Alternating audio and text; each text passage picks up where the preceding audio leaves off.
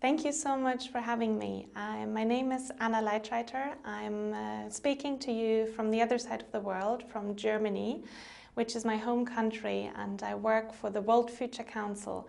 I would have loved to be with you in Australia because I have a personal relationship with your country, and I have many friends there which hosted me back 10 years ago or even longer when I was a student. So I'm really excited to engage with all of you, and unfortunately this is only today possible via video, but hopefully it's only a start of a dialogue which we can continue also in a physical meeting anytime soon. I work for the World Future Council, and the World Future Council is an organization which works internationally on policy solutions. So our main mandate is to identify policy solutions that have proved successful across the world. So for my field, that would be renewable energy and climate protection. And one of the policy measures that really proved successful were 100% renewable energy targets. Our core expertise is looking at policy solutions, legislations that proved successful, and spreading them, engaging policymakers across the world in this policy dialogue. So I'm speaking today to you about the global movement of 100% renewable energy pioneers that you can find really on all continents. And when we see this field from a broader perspective, we can start with looking at the renewable energy market in general. And the good news is 2015 has been a record year again. Renewable energy are really at the forefront of developments at the moment, and the generating capacity saw its largest increase ever in the last year, with 147 gigawatt added capacity within the last year. This also is reflected in the investment that goes into that sector, and we now have more than 280 billion US dollars being invested globally in that sector. With increased investment came an increase in technological advancements, cost reductions, and also jobs. There are now more than 8 million people working in the renewable energy sector, and this actually is quite a contrast to the depressed labor market in the broader energy market. All of this shows that the question is no longer whether renewable energy play a role in the energy sector, but rather how can we best increase the current pace to achieve 100% renewable energy with a full energy access for all people in all sectors, so that it actually benefits today's and future generations. In fact, current developments prove that the future of renewable energy is still a fundamental choice, not a foregone conclusion of technological and economic trends that I was just mentioning. Despite all records that we could see in the renewable sector, much more is needed to actually put the world on the track to 1.5 degrees, which all nations agreed on in Paris at the last climate conference. Government leadership continues to play a key role in the growth or for the growth of renewable energy. The good news is we don't have to reinvent the wheel. As of 2016, so only this year, we know that there are 173 countries across the world that had renewable energy targets, and more than 140 countries had support policies. And in fact, it is the cities and communities who lead the way. In my home country, Germany, where I'm just standing speaking to you, more than 160 regions, communities, and counties have set 100% renewable energy targets, and more than half of them have already reached this target. Our neighbor on the south, Austria, has 104 communities and regions which aim at the so-called energy autarky, which is also based on 100% renewable energy. And globally, more than 50 cities across the world have set 100% renewable energy targets. Many of them actually of quite a remarkable size. So Frankfurt, just named a few, Vancouver, Copenhagen, and Sydney in your country as well. Islands across the world like El Hierro in Spain or Samsø in Denmark, or just recently actually Hawaii in the US, have become the trendsetter of this movement. Islands close to you in Vanuatu, Fiji, that are transitioning towards 100% renewable energy because they can harvest their local resources instead of shipping all the oil and coal or whatever they use at the moment to their islands. Finally, it's not only the small communities, cities and islands across the world. The good news, there are whole nations, including countries like Cape Verde, Denmark, Iceland, Costa Rica, that say 100% renewable energy, that's our future, and we want to really use the resources we have locally. Now, this is a very encouraging movement, and it's actually quite exciting to speak to these people who are managing these transitions and who have done these transition plans to implement their visions. The organization I work for, the World Future Council, we are analyzing these policy frameworks from these pioneers and see what can we learn from them and what can others maybe replicate in their jurisdictions. So we have looked at some of these jurisdictions that I actually just mentioned, and indeed there are 5 policy recommendations that we can draw from that. And the first one, make energy efficiency a top priority. So energy efficiency is part of the equation. And this is something that many people forget. Moving towards 100% renewable energy also means looking at how do we consume the energy. How is the infrastructure of our energy system developed at the moment or established at the moment, and how can we make it more efficient to reduce the amount of energy we need to produce from renewable energy sources. Secondly, electrify the heating and cooling and the transport sector. We often forget that 100% renewable energy is not only about power, it's not only about the electricity that we consume. Actually, the largest share of our energy is used in the heating and cooling and in the transport sector.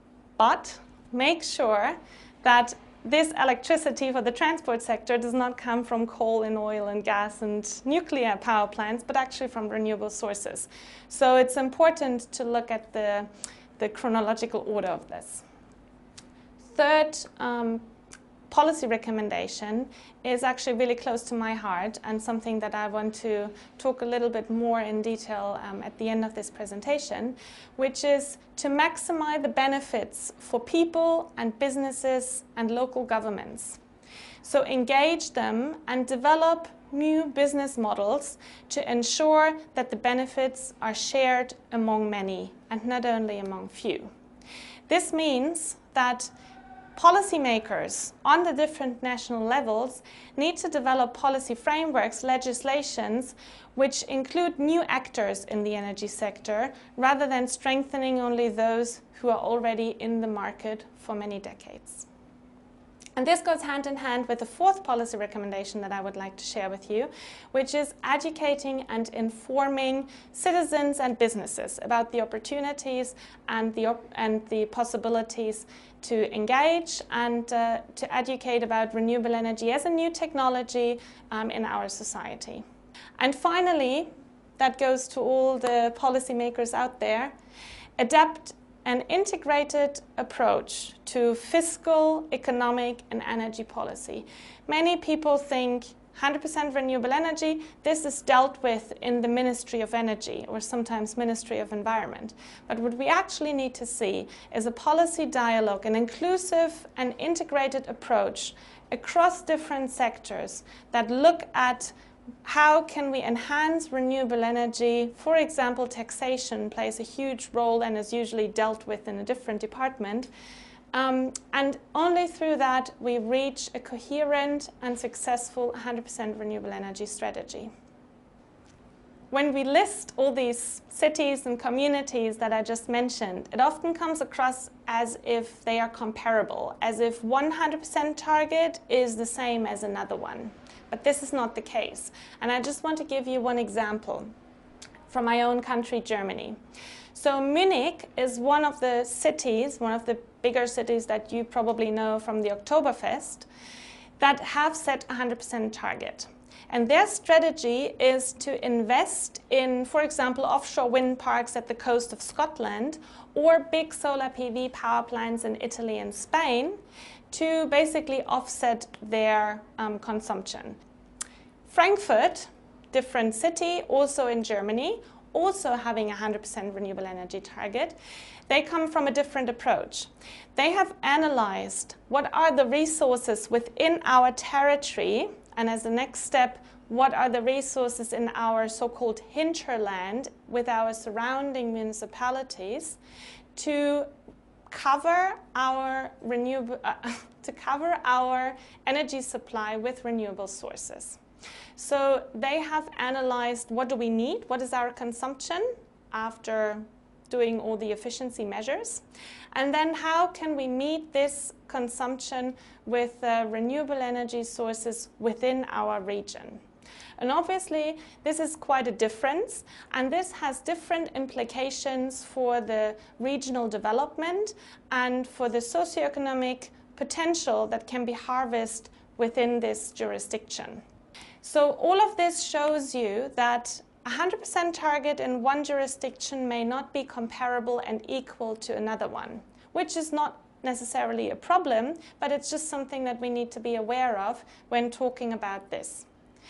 And this shows that there is a clear need to measure and assess progress towards 100% renewable energy. For you, as, for example, a policymaker in a council, wanting to embark on this pathway and set these targets and implement roadmaps, there needs to be guidance on what does it actually mean. And this is something that we, as the World Future Council, with our partners actually globally in the Global 100% Renewable Energy campaign, are doing at the moment. We are looking at what does it mean to become 100% renewable energy in a local government. And one of the learnings or one of the experiences that we can already fix and which I want to share with you is the fact that engaging citizens and empowering new stakeholders to engage in the energy system is one of the key criteria to, first of all, reach a 100% renewable energy target, and secondly, to ensure that this serves the development in the region and creates socioeconomic value. Let me give you an example from my own country, Germany. Wolfhagen is a small, idyllic municipality in the middle of Germany with about 13,500 inhabitants. And this municipality actually faced some challenges a few years back. They had an increasing number of energy mandates to take care of. They had high expenditure for energy imports to cover their consumption.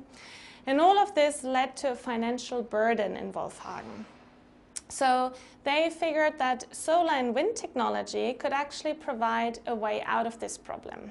The municipality founded a citizens cooperative in 2012, and now this cooperative actually holds 25% of the municipal utility. So basically the citizens own a quarter of the local utility. And this is a win-win situation because the utility gained additional capital from the cooperative for realizing the renewable energy projects, but also the energy consumers of the utility became cooperative members, and the customer loyalty to the utility was strengthened as well. And finally, the civic members, so the citizens of the cooperative, gained direct influence in the utility's organizational decision-making process, which which led to higher acceptance and more engagement, more informed decision-making.